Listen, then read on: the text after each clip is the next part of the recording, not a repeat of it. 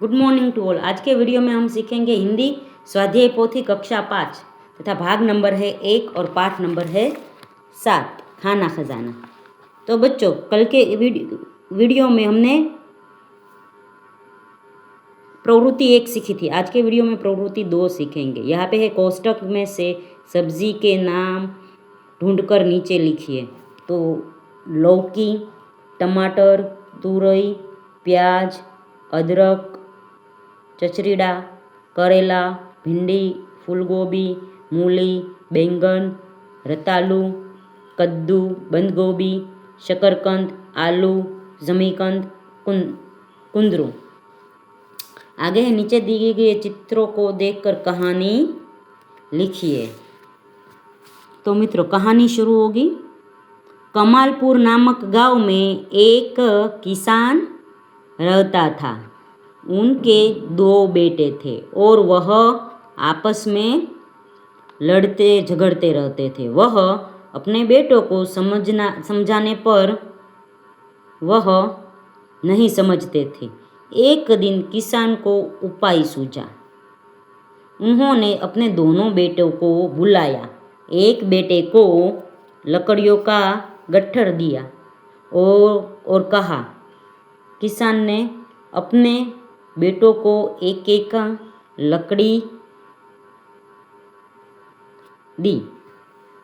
अब दोनों बेटों को लकड़ियों का गट्ठर तोड़ने को कहा। दोनों ने खूब ताकत लगाई पर वह नहीं तोड़ सके।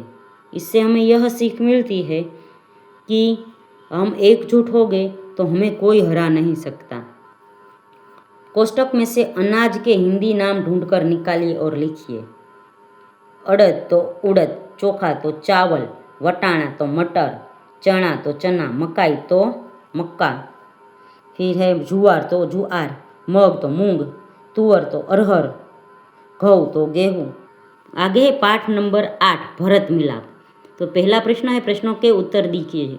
तो पहला प्रश्न है, भरत को आते हुए देख लक्ष्मण को क्या शंका हुई। तो भरत को आते हुए देख लक्ष्मण को शंका हुई कि शायद वे लोग लड़ने के लिए आ रहे हैं। दूसरा, राम को देखकर भरत ने क्या किया। राम को देखकर भरत राम के चरणों में गिर पड़े और उनसे क्षमा मांगी।